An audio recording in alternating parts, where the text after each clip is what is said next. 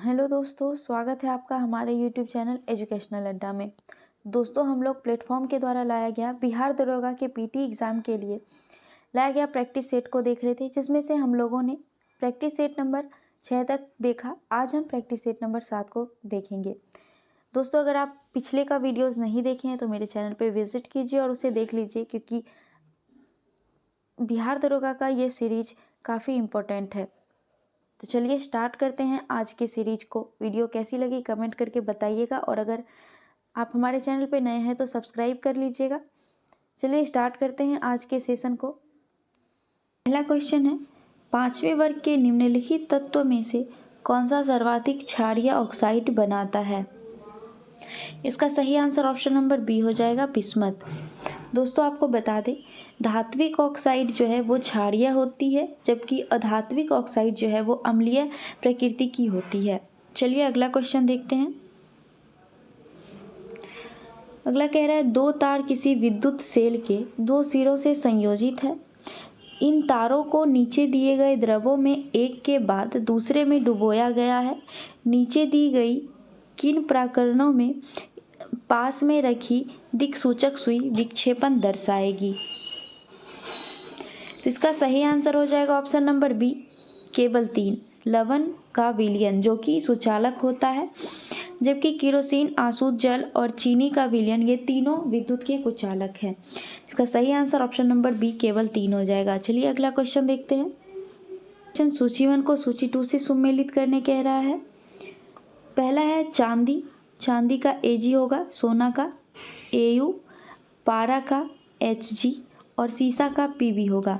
इसका सही आंसर हो जाएगा 2, 4, 5 और 1। इसका सही आंसर ऑप्शन नंबर बी हो जाएगा, 2, 4, 5 और 1। अगला क्वेश्चन देखते हैं। अगला क्वेश्चन कह रहा है, मानव समूह संबंधित है। तो मानव समूह किससे संबंधित है? इसका सही आंसर ऑप्शन नंबर डी हो जाएगा। यह फाइलम कॉर्डेटा के अंतर्गत क्लास मैमेलिया से है। इसका सही आंसर ऑप्शन नंबर डी हो जाएगा। अगला क्वेश्चन देखते हैं। निम्नलिखित में से कौन सी बीमारी मच्छरों द्वारा नहीं फैलती है? तो इसका सही आंसर ऑप्शन नंबर सी हो जाएगा, निद्रालु व्याधि, यानी कि सोने की बीमारी, नींद की बीमारी। ये प्रोटोजोआ से होने वाली बीमारी है, ना कि मच्छर के काटने से। दोस्तों, अगर पूछे कि किस प्रोटोजोआ से होता है ये, तो ध्यान रखिएगा, ट्रिपेनोसोमा नामक प्रोटोजोआ से होता है। और ट्रिपोनोसोमा नामक प्रोटोजोआ जो है उसका वाहक सीसी मक्खी होती है, जिसकी वजह से हमें सोने की बीमारी होती है। अगला क्वेश्चन है, भारत में मानक समय उस मानक याम्योत्तर रेखा के आधार पर नियत किया गया जो गुजरती है। तो इसका सही आंसर ऑप्शन नंबर डी हो जाएगा, इलाहाबाद से। दोस्तों, इलाहाबाद के नैनी से, जो कि 82.5 डिग्री पूर्वी देशांतर पर स्थित है, वहाँ से मानक समय रेखा भारत से होकर गुजरती है। हमारे भारत की जो मानक समय रेखा है वो ग्रीनविच से 5.5 घंटे आगे है। चलिए अगला क्वेश्चन देखते हैं। अगला क्वेश्चन है, भूप्रपटी के अंदर सैमुल यानी कि मैग्मा की शीतलन घनीभूत से बनी है। तो इसका सही आंसर ऑप्शन नंबर बी हो जाएगा, पातालीय चट्टानें। जो भूप्रपटी के अंदर मैग्मा वहीं पे जम जाता है तो उसके अंदर पातालीय चट्टानें बन जाती हैं। अगला क्वेश्चन देखते हैं। नेक्स्ट क्वेश्चन है, कापासी वर्षा मेघों से गुजरने वाली बर्फ की दृढ़ गोलियां को क्या कहते हैं? जो कापासी मेघ होता है उसके साथ जो बर्फ के टुकड़े गिरते हैं उसे ओला कहते हैं। इसका सही आंसर ऑप्शन नंबर सी हो जाएगा। ओला जो है दोस्तों, आपको बता दें, धान की खेती को काफ़ी नुकसान पहुंचाता है। अगला क्वेश्चन देखते हैं। ओमान की खाड़ी और फारस की खाड़ी जुड़े हुए हैं। तो ओमान की खाड़ी को फारस की खाड़ी हारमुज जलडमरू से जोड़े हुए है। इसका सही answer option number B, Hormuz जलडमरू हो जाएगा। बाब अल मंदेव जलडमरू किसको जोड़ता है? तो ध्यान रखिएगा, ये लाल सागर और अरब सागर को जोड़ता है। अगर मैसीना जलडमरू पूछे तो इटली को सिसिली द्वीप से जोड़ती है। और पाक जल डमरू बंगाल की खाड़ी को मन्नार की खाड़ी के साथ जोड़ती है। चलिए अगला क्वेश्चन देखते हैं। निम्नलिखित में से कौन से स्थान का दैनिक तापांतर उच्च होता है? तो ऑप्शन नंबर ए, दिल्ली का तापांतर उच्च है, यानी कि दिन के समय बहुत ज़्यादा गर्म और रात के समय ठंडा। तापांतर तापों में अंतर को कहते हैं। जबकि आपको बता दें दोस्तों, समुद्र के तट के का जो क्षेत्रीय भाग है उसका दैनिक तापांतर सबसे कम होता है। अगर पूछे सर्वाधिक दैनिक तापांतर किसका होता है तो ध्यान रखिएगा, रेगिस्तान वाले क्षेत्र का तापांतर सर्वाधिक होता है। चलिए अगले क्वेश्चन को देखते हैं। अगला क्वेश्चन है, दो विशाल भू क्षेत्र को जोड़ने वाला अत्यंत संकीर्ण भूभाग कहलाता है। इसका सही आंसर ऑप्शन नंबर डी हो जाएगा, स्थल संयोजक। अगला क्वेश्चन देखते हैं।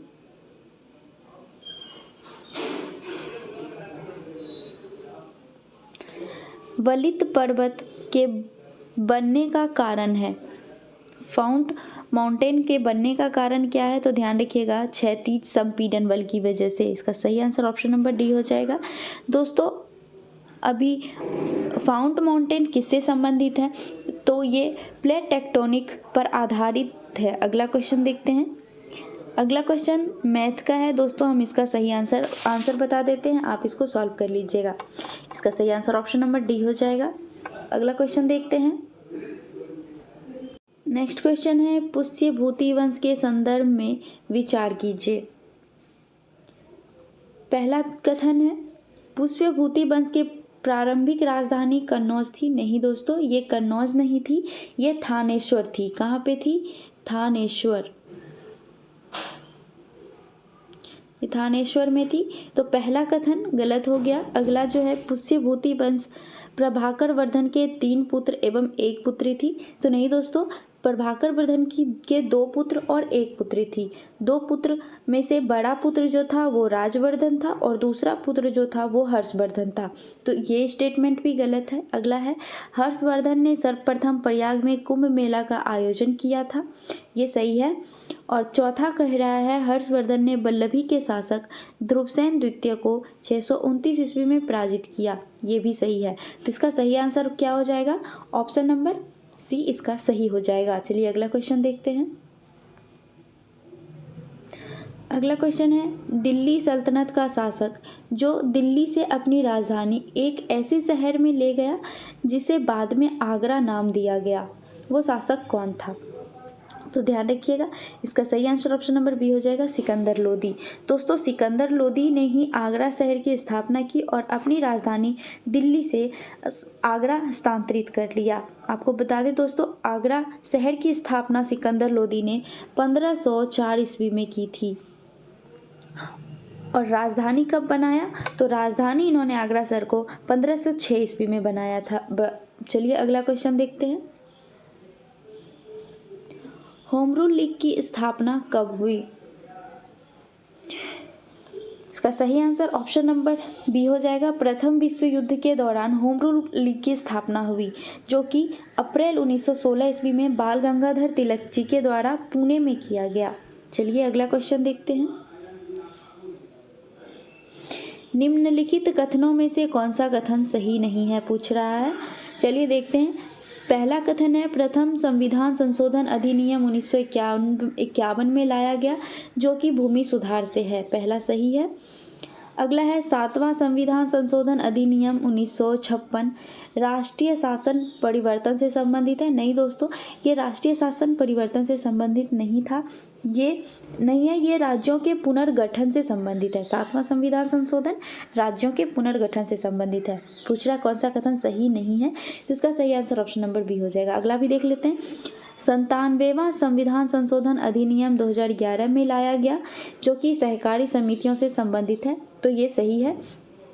अगला डी जो कथन कह रहा है वो है 100वां संविधान संशोधन अधिनियम 2015 में लाया गया, जो कि भारत बांग्लादेश भूमि हस्तांतरण से संबंधित है। ये भी सही है। तो इसमें सही नहीं है, पूछ रहा है कौन सा गलत हो जाएगा, तो ऑप्शन नंबर बी 7वां संविधान संशोधन, जो कि राज्यों के पुनर्गठन से संबंधित है। चलिए अगला क्वेश्चन देखते हैं। नेक्स्ट क्वेश्चन है, जब कोई वस्तु पूरी तरह पानी में डुबो दी जाती है तो उसके भार में 1/5 भाग की कमी हो जाती है। तो वस्तु का घनत्व क्या है? इसका सही आंसर ऑप्शन नंबर बी हो जाएगा 5। दोस्तों जितना भार होता है वस्तु का पानी में डुबाने पर उससे उसका नीचे से उतना ही उत्प्लावन बल लगता है, उतना ही घनत्व उसका होता है, उतना ही उसके भार में कमी होती है। तो इसका सही आंसर ऑप्शन नंबर डी हो जाएगा। चलिए अगला क्वेश्चन देखते हैं। नेक्स्ट क्वेश्चन है, बैंगनी रंग के प्रकाश का तरंग लंबाई है। इसका सही आंसर ऑप्शन नंबर बी हो जाएगा 0.4 माइक्रोन। बैंगनी रंग के प्रकाश का तरंग लंबाई 0.4 माइक्रोन है। अगला क्वेश्चन देखते हैं, जब एक साबुन के बुलबुले को आवेशित किया जाता है तो इसका सही आंसर ऑप्शन नंबर ए हो जाएगा, इसकी त्रिज्या बढ़ जाती है। इसकी त्रिज्या क्यों बढ़ती है? तो दोस्तों आपको बता दें, इसका पृष्ठीय तनाव जो है वो कम हो जाती है, जिसकी वजह से इसकी त्रिज्या में बढ़ोतरी होती है। दोस्तों साबुन का जो बुलबुला है वो ऊपर से उत्तल लेंस की तरह काम करती है, जबकि बुलबुले की अंदर की बात करें तो वो भीतर से अवतल लेंस की तरह कार्य करती है। चलिए अगला क्वेश्चन देखते हैं। अगला क्वेश्चन सुमेलित करने को कहा जा रहा है। देखते हैं, ऋग्वेद किससे संबंधित है? तो ऋग्वेद जो है वो कौशिकी ब्राह्मण से संबंधित है। सामवेद पंचवीस ब्राह्मण से संबंधित है। यजुर्वेद जो है वो शतपथ ब्राह्मण से संबंधित है और अथर्ववेद गोपथ ब्राह्मण से संबंधित है। इसका सही आंसर हो जाएगा 3, 4, 1 और 2। तो इसका सही आंसर ऑप्शन नंबर सी हो जाएगा। चलिए अगला क्वेश्चन देखते हैं। अगला है, किस परमार राजा ने स्वर्ण मुद्रा का प्रचलन किया? तो इसका सही आंसर ऑप्शन नंबर डी हो जाएगा उदयित्य। उदयित्य जो है वो उज्जैन के राजा थे।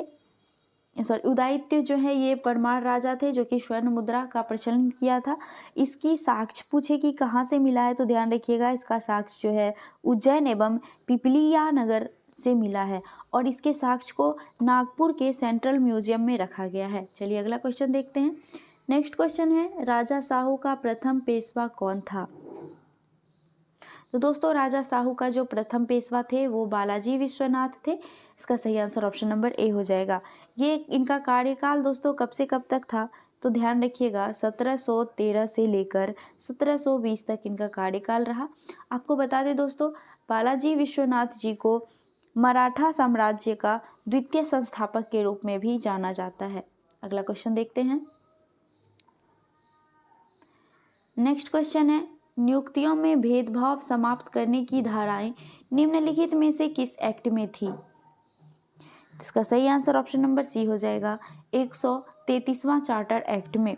दोस्तों आपको बता दें 133वां चार्टर एक्ट के तहत ही ब्रिटिश का जो व्यापारिक अधिकार था उसे पूर्णतः समाप्त कर दिया गया और बंगाल के लिए एक अलग गवर्नर की नियुक्ति की गई। इसमें और भी बहुत सारी चीजें हैं। चलिए अगला क्वेश्चन देखते हैं। सुभाष चंद्र बोस ने 1943 में आजाद हिंद फौज की कमान किस देश में संभाली? इसका सही आंसर ऑप्शन नंबर सी हो जाएगा सिंगापुर में। 1943 में आजाद हिंद फौज की कमान सिंगापुर में सुभाष चंद्र बोस ने संभाली थी। दोस्तों आपको बता दें आजाद हिंद फौज की स्थापना किसके द्वारा की गई थी? तो ये मोहन सिंह भाखना के द्वारा किया गया था। और कब किया गया था? तो ध्यान रखिएगा 1 सितंबर को किया गया था। 1 सितंबर 1942 ईस्वी को किया गया था आजाद हिंद फौज का गठन मोहन सिंह भाखना के द्वारा। अगला क्वेश्चन देखते हैं। नेक्स्ट क्वेश्चन है, 26 जनवरी 1930 को स्वतंत्रता दिवस के रूप में मनाने का निर्णय कांग्रेस के किस अधिवेशन में लिया गया था? तो दोस्तों ये लाहौर अधिवेशन 1929 में लिया गया था। 1930 में। इसका सही आंसर ऑप्शन नंबर डी हो जाएगा। इस समय इनके अध्यक्ष कौन थे? तो जवाहरलाल नेहरू थे इनके अध्यक्ष। अगला क्वेश्चन को देखते हैं।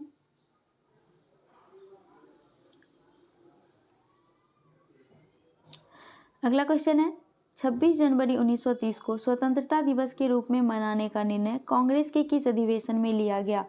तो ये लाहौर अधिवेशन में लिया गया था। इसका सही आंसर ऑप्शन नंबर डी हो जाएगा। अगर पूछे कि इस समय इसका अध्यक्ष कौन था तो आपको ध्यान रखना है जवाहरलाल नेहरू उस टाइम लाहौर अधिवेशन के अध्यक्षता की थी। अगला क्वेश्चन है, निम्नलिखित में से कौन सा युग्म सुमेलित नहीं है? देख लेते हैं। Servant of India society, Gopal Krishna Gokhale, ये सही है।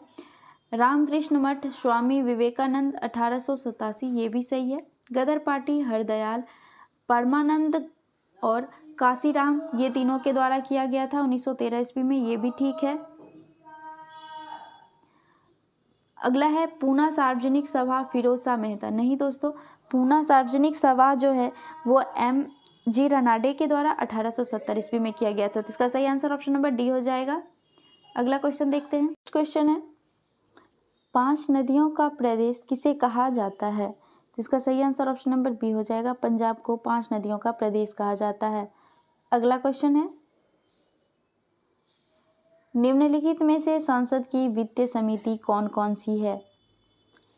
तो लोक लेखा समिति, प्राक्कलन समिति और सरकारी उपक्रम समिति, ये तीनों वित्तीय समितियां हैं संसद की। तो इसका सही आंसर ऑप्शन नंबर डी हो जाएगा। चलिए अगला क्वेश्चन देखते हैं। नेक्स्ट क्वेश्चन है, भारत के राष्ट्रपति के चुनाव के संबंध में निम्नलिखित में से कौन सा कथन सही है? इसका सही आंसर ऑप्शन नंबर सी हो जाएगा। भारतीय संविधान के अनुसार अनुसार नहीं, यहाँ पे अनुच्छेद होगा दोस्तों, अनुच्छेद 55 में राष्ट्रपति के चुनाव की रीति या प्रक्रिया से है, ये कथन सही है। अगला क्वेश्चन देखते हैं।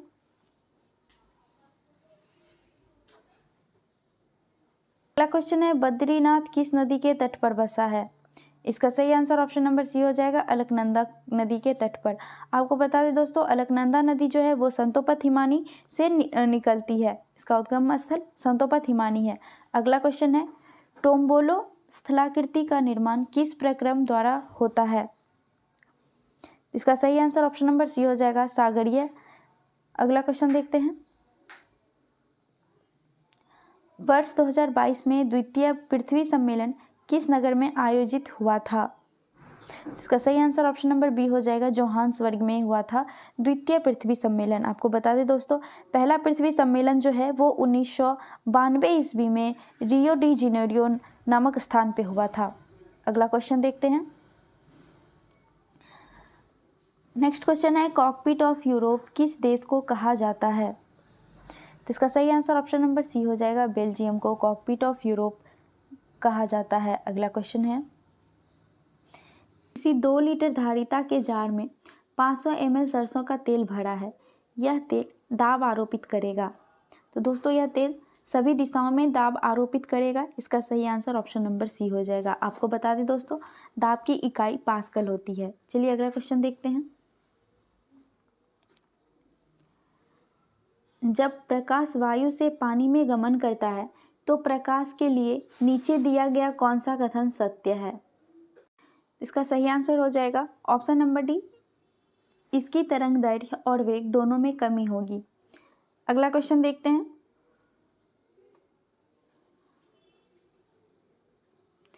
निम्नलिखित में से कौन सा मिश्रण के समुच्चय को निरूपित करता है? इसका सही आंसर ऑप्शन नंबर बी हो जाएगा, वायु, दूध, साबुन का झाग, मृदा, समुद्र का पानी। अगला क्वेश्चन देखते हैं। पौधे मृदा से अपना भोजन प्रायः किस अवस्था में प्राप्त करते हैं? तो इसका सही आंसर ऑप्शन नंबर ए हो जाएगा, विलयन के रूप में। अगला क्वेश्चन है, भारत के निम्नलिखित राज्य में से किस राज्य का समुद्र तट सबसे लंबा है? इसका सही आंसर ऑप्शन नंबर बी हो जाएगा, गुजरात। गुजरात का समुद्र तट जो है वो 1214.7 किलोमीटर में फैला हुआ है।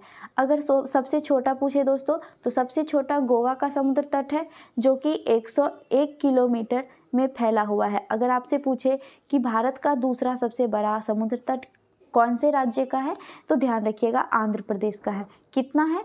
तो 974 किलोमीटर में फैला हुआ है। चलिए अगला क्वेश्चन को देखते हैं। नेक्स्ट क्वेश्चन है, भारतीय संविधान के किस अनुच्छेद में भारतीय नागरिकों के मूल कर्तव्य शामिल हैं?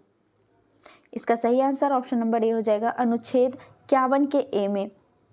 दोस्तों मूल कर्तव्य को भारतीय संविधान में 42वें संविधान संशोधन के तहत 10 मौलिक कर्तव्य को जोड़ा गया था और 86वें संविधान संशोधन 2002 के तहत एक और मौलिक कर्तव्य को जोड़ा गया, जिसके बाद हमारे संविधान में टोटल 11 मौलिक कर्तव्य हो गए हैं।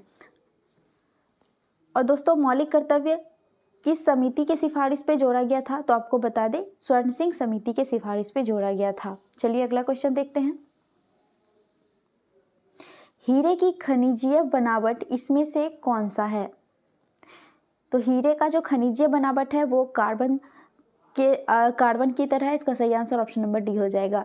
हीरा और ग्रेफाइट जो है दोस्तों वो कार्बन के अपरूप हैं। चलिए अगला क्वेश्चन देखते हैं। फास्टैग का आशय क्या है? इसका सही आंसर हो जाएगा option number B. Toll tax के कैशलेस भुगतान की व्यवस्था को फास्टैग कहते हैं। चलिए अगला क्वेश्चन है। नीचे दिया गया कौन सा कथन किसी ज्वाला के सबसे बाह्यतम अर्थात नीले क्षेत्र के संबंध में सही है? तो इसका सही आंसर ऑप्शन नंबर सी हो जाएगा। इसका ताप 100 डिग्री सेल्सियस से बहुत अधिक होता है। दोस्तों आपको बता दें नीला क्षेत्र यानी नीला लपट जो है वो O2 से रिएक्ट कर तीव्र दहन करता है। अगला क्वेश्चन है। विद्युत चुंबक बनाने के लिए सामान्यतः किस धातु का प्रयोग किया जाता है? इसका सही आंसर ऑप्शन नंबर सी हो जाएगा। लोहा का प्रयोग किया जाता है। दोस्तों चुंबकशीलता का मात्रक पूछे तो ध्यान रखिएगा चुंबकशीलता का मात्रक जो है वो हेनरी होता है। अगला क्वेश्चन है। विद्युत धारा को मापने के लिए काम आने वाला उपकरण का नाम क्या है? इसका सही आंसर ऑप्शन नंबर सी हो जाएगा। अमीटर से विद्युत धारा को मापते हैं। बैरोमीटर से किसकी माप की जाती है? तो ध्यान रखिएगा बैरोमीटर से वायुदाब की। अल्टीमीटर से जो है उड़ते हुए विमान की ऊंचाई की माप की जाती है। और दोस्तों बता दे एनीमोमीटर से जो है हवा की गति की माप की जाती है। अगला क्वेश्चन देखते हैं। माइका अभ्रक किस काम में लाई जाती है? तो माइका यानी अभ्रक को जो है किस काम में लाया जाता है? तो इसे विद्युतीय उद्योग में काम लाया जाता है। विद्युत उद्योग के क्षेत्र में काम में लाया जाता है। इसका सही आंसर ऑप्शन नंबर बी हो जाएगा। दोस्तों अभ्रक जो है वो सिलिकेट का यौगिक है। अगला क्वेश्चन देखते हैं।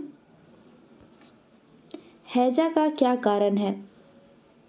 तो हैजा जीवाणु से होने वाली बीमारी है। इसका सही आंसर ऑप्शन नंबर ए है। आपको बता दें दोस्तों हैजा जो है वो आंत को प्रभावित करती है। दोस्तों आपको बता दें हैजा किस जीवाणु की वजह से होती है? तो ये विब्रियो कॉलेरी की नामक जीवाणु की वजह से हैजा होती है और ये बड़ी आंत को प्रभावित करती है। चलिए अगला क्वेश्चन को देखते हैं। निम्नलिखित में से कौन सा जीवाश्म ईंधन फॉसिल फ्यूल का एक उदाहरण है? इसका सही आंसर ऑप्शन नंबर सी हो जाएगा। कोयला गैस और पेट्रोलियम ये दोनों जीवाश्म ईंधन का एक उदाहरण है। दोस्तों आपको बता दें जीवाश्म ईंधन के दहन के लिए CO2 गैस की आवश्यकता होती है।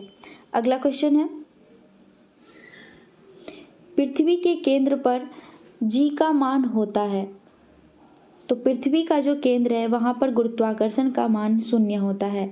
इसका सही आंसर ऑप्शन नंबर सी हो जाएगा। अगला क्वेश्चन देखते हैं। इंद्रधनुष 2.0 क्या है? इसका सही आंसर ऑप्शन नंबर ए हो जाएगा।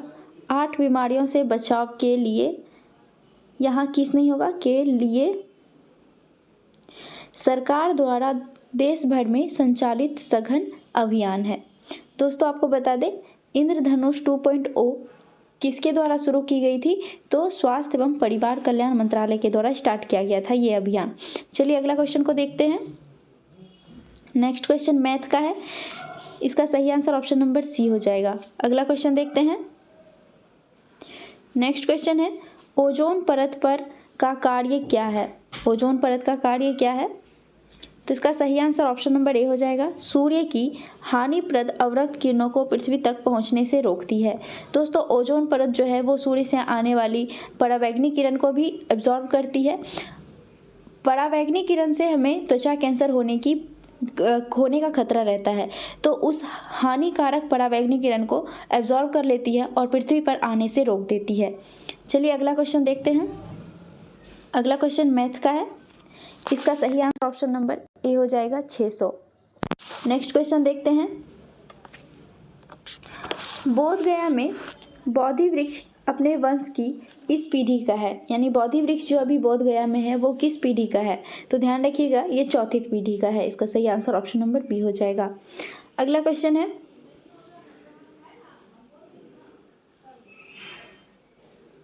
अगला क्वेश्चन है भारतीय संविधान के संदर्भ में कथनों पर विचार कीजिए। पहला कथन है भारत में संविधान सभा का विचार एम.एन. रॉय ने सर्वप्रथम 1934 ईस्वी में दिया था, ये सही है।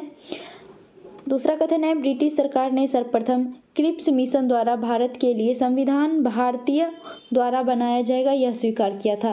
नहीं दोस्तों, भारतीयों द्वारा संविधान बनाया जाएगा ये क्रिप्स मिशन के द्वारा पहली बार नहीं, ये अगस्त प्रस्ताव 1940 के द्वारा स्वीकार किया गया था, तो ये गलत हो जाएगा।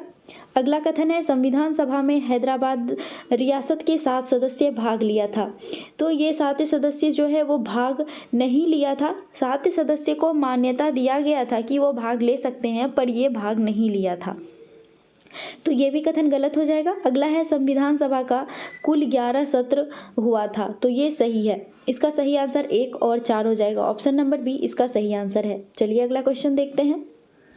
अगला क्वेश्चन भी मैथ का है, इसका सही आंसर बता देते हैं। इसका सही आंसर ऑप्शन नंबर बी हो जाएगा, इसको आप सॉल्व कर लीजिएगा। चलिए अगला क्वेश्चन देखते हैं। अगला क्वेश्चन है भारतीय संविधान सभा के चुने हुए अस्थायी अध्यक्ष इन सभी में से कौन थे? तो भारतीय संविधान सभा के जो अस्थायी अध्यक्ष थे वो राजेंद्र प्रसाद थे। इसका सही आंसर ऑप्शन नंबर बी हो जाएगा। अगर अस्थायी अध्यक्ष पूछे तो वो सच्चिदानंद सिन्हा थे। अगला क्वेश्चन देखते हैं। अगला क्वेश्चन भी मैथ का है दोस्तों, इसका सही आंसर ऑप्शन नंबर बी 9 हो जाएगा। आप इसको सॉल्व कर लीजिएगा। चलिए नेक्स्ट क्वेश्चन देखते हैं। निम्नलिखित मुगल बादशाहों में किसने अपनी आत्मकथा फारसी में लिखी? इसका सही आंसर ऑप्शन नंबर सी हो जाएगा। जहांगीर के द्वारा लिखा गया था तुजुक-ए जहांगीरी, जो कि उनकी अपनी आत्मकथा थी और ये फारसी भाषा में लिखी गई थी। बाबर ने लिखा था तुर्की भाषा में बाबरनामा। चलिए अगला क्वेश्चन देखते हैं। नेक्स्ट क्वेश्चन है निम्नलिखित में से कौन सा देश 2023 में पुरुषों के हॉकी विश्व कप की मेजबानी किया? इसका सही आंसर हो जाएगा ऑप्शन नंबर ए भारत। दोस्तों पुरुषों के हॉकी विश्व कप की मेजबानी भारत के द्वारा किया गया था। अगर पूछे आयोजन कब हुआ था तो आयोजन ध्यान रखिएगा 29 जनवरी 2023। 29 जनवरी। और अगर पूछे कि विजेता टीम कौन थी तो विजेता थी जर्मनी, जो कि बेल्जियम को हराकर जीती थी। तो उपविजेता बेल्जियम और विजेता जर्मनी थी। चलिए अगला क्वेश्चन देखते हैं। नेक्स्ट क्वेश्चन है भारत के संविधान में निम्नलिखित में से किस संशोधन का संबंध पंचायती राज्य एवं नगर पालिका के संस्था से है? तो पंचायती राज्य है जो है वो 73वां संविधान संशोधन और नगर पालिका की जो स्थापना है वो 74वां संविधान संशोधन के तहत किया गया था। तो इसका सही आंसर ऑप्शन नंबर सी हो जाएगा, केवल 3 एवं 4। अगला क्वेश्चन देखते हैं। नेक्स्ट क्वेश्चन है पहाड़ के ढलान पर मुख्य रूप से क्या उगाया जाता है? तो पहाड़ की ढलान पे मुख्य रूप से चाय का उत्पादन होता है। इसका सही आंसर ऑप्शन नंबर बी हो जाएगा। और भारत में चाय का उत्पादक राज्य जो है वो असम है। अगला क्वेश्चन मैथ का दिया हुआ है, इसका सही आंसर ऑप्शन नंबर डी हो जाएगा। नेक्स्ट क्वेश्चन देखते हैं। निम्नलिखित में से बिहार के किस जिले की सीमा गंगा को स्पर्श नहीं करती है?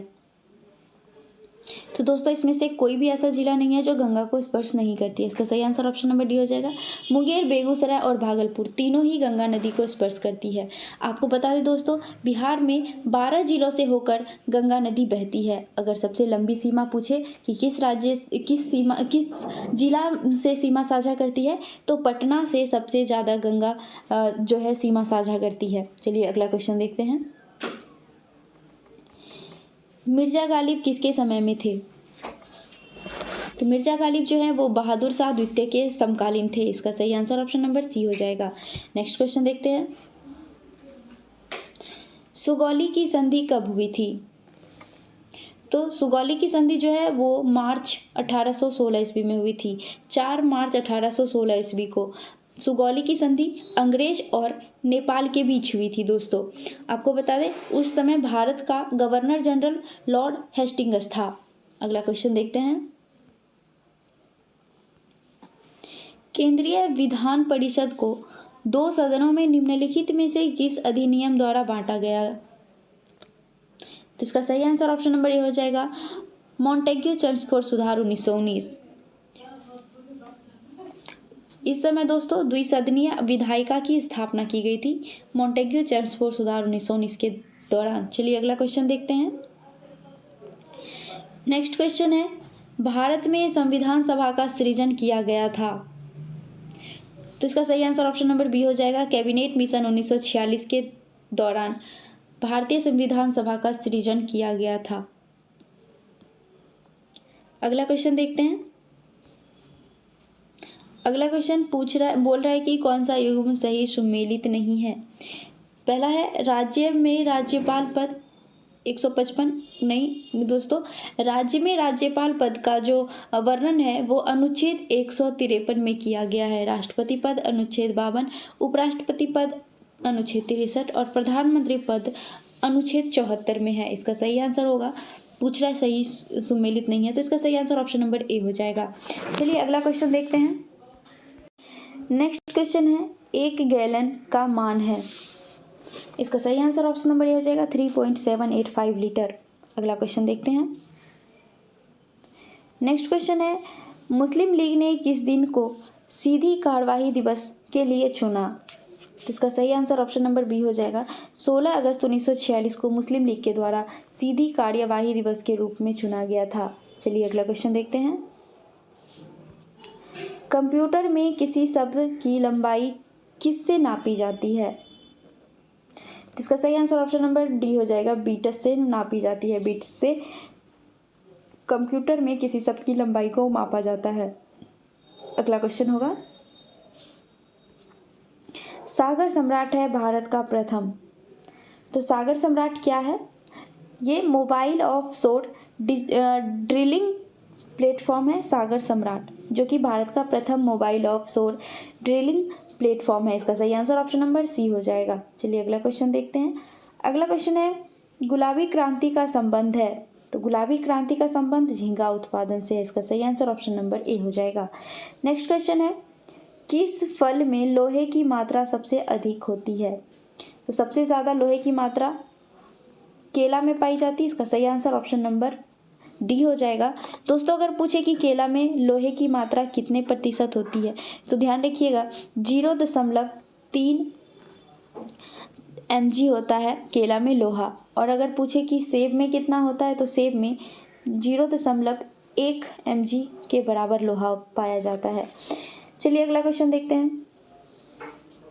अगला क्वेश्चन है, बिना मिट्टी के पौधे के विकास एवं वृद्धि की पद्धति कहलाती है? तो इसका सही आंसर हो जाएगा ऑप्शन नंबर सी, हाइड्रोपोनिक्स। बिना मिट्टी का जो पौधा लगाया जाता है, यानी कि पानी के अंदर जो पौधा लगाया जाता है, वो हाइड्रोपोनिक्स के तहत आता है। अगला क्वेश्चन है, वॉर एंड पीस किसकी रचना है? तो ये टॉल्स्टॉय की रचना है, वॉर एंड पीस। इसका सही आंसर ऑप्शन नंबर सी हो जाएगा। दोस्तों कार्ल मार्क्स की रचना पूछे तो दास कैपिटल और कम्युनिस्ट मैनिफेस्टो जो है वो कार्ल मार्क्स की रचना है। एंजल्स जो है वो कार्ल मार्क्स का साथी था और रॉबर्ट ओवन जो है वो सर्वप्रथम समाजवाद शब्द को दिया था। चलिए अगला क्वेश्चन को देखते हैं। अगला क्वेश्चन है, गैरीबाल्डी पेशे से क्या था? तो इसका सही आंसर ऑप्शन नंबर सी हो जाएगा, वो एक नौविक था गैरीबाल्डी पेशे से। चलिए अगला क्वेश्चन देखते हैं। नेक्स्ट क्वेश्चन है, संस्कृति प्रत्येक समाज की एक डैश अवधारणा है? तो इसका सही आंसर ऑप्शन नंबर ए हो जाएगा, सार्वभौमिक अवधारणा है संस्कृति। आपको बता दें दोस्तों, संस्कृति सामाजिक गुणों का नाम है जिसमें ज्ञान, आचार विचार एवं कानून का व्याख्या है। चलिए अगला क्वेश्चन देखते हैं। राजनीति के धार्मिक आधार से क्या तात्पर्य है? तो इसका सही आंसर ऑप्शन नंबर सी हो जाएगा, प्रत्येक राजनीतिक कृत्य को नैतिक कसौटी पर कसना। अगला क्वेश्चन देखते हैं। जिला साख योजना बनाई जाती है? तो जिला साख योजना जो है वो लीड बैंक के अंतर्गत बनाई जाती है। और लीड बैंक का संचालन पूछे किसके द्वारा किया जाता है, तो आपको बता दें लीड बैंक का संचालन जो है वो आरबीआई के द्वारा किया जाता है। इसका उद्देश्य पूछे कि जिला साख योजना का उद्देश्य क्या है, तो ध्यान रखिएगा इसका उद्देश्य है जिला में अर्थव्यवस्था में सुधार। चलिए अगला क्वेश्चन को देखते हैं। नेक्स्ट क्वेश्चन है, वह पोषक चक्र जो कभी कभी पत्थरों के अपक्षय से प्रभावित होता है। तो पत्थरों के अपक्षय से कौन प्रभावित होता है, तो ध्यान रखिएगा ऑप्शन नंबर सी फास्फोरस चक्र इसका सही आंसर होगा। अगला क्वेश्चन देखते हैं। इसका अगला क्वेश्चन है, निम्न में से किस तिथि को प्रतिवर्ष अंतर्राष्ट्रीय गणित दिवस मनाया जाता है? इसका सही आंसर ऑप्शन नंबर डी हो जाएगा। 14 मार्च को प्रतिवर्ष अंतर्राष्ट्रीय गणित दिवस के रूप में मनाया जाता है। 15 मार्च को बता दें 15 मार्च को विश्व उपभोक्ता दिवस मनाया जाता है और 22 दिसंबर को राष्ट्रीय गणित दिवस के रूप में मनाया जाता है। चलिए अगला क्वेश्चन देखते हैं। टाइम मैगजीन ने वर्ष 2023 में जारी दुनिया के 100 सबसे प्रभावशाली लोगों की सूची में किन भारतीयों को शामिल किया है? तो इसका सही आंसर हो जाएगा option number D, S Rajamouli और शाहरुख खान दोनों को दुनिया की 100 सबसे प्रभावशाली लोगों की सूची में शामिल किया गया। आपको बता दें दोस्तों, सलमान रुश्दी जो कि भारतीय मूल के ब्रिटिश लेखक हैं, उनको भी 100 प्रभावशाली लोगों में शामिल किया गया है। चलिए अगला क्वेश्चन देखते हैं। सिप्री द्वारा जारी रिपोर्ट के अनुसार वर्ष 2022 में दुनिया का शीर्ष हथियार आयातक देश कौन बना है? तो दुनिया भर में शीर्ष हथियार आयातक देश जो है वो भारत बन गया है। इसका सही आंसर ऑप्शन नंबर डी हो जाएगा। चलिए अगला क्वेश्चन देखते हैं। अगला क्वेश्चन है, स्वतंत्रता दिवस के अवसर पर 10 या अधिक बार तिरंगा फहराने वाले चौथे प्रधानमंत्री थे? तो इसका सही आंसर ऑप्शन नंबर बी हो जाएगा, नरेंद्र मोदी। नेक्स्ट क्वेश्चन देखते हैं। नेक्स्ट क्वेश्चन है, राष्ट्रीय कृषि और ग्रामीण विकास बैंक के नए अध्यक्ष कौन बने हैं? इसका सही आंसर ऑप्शन नंबर ए हो जाएगा, केबी शाही। अगला क्वेश्चन देखते हैं।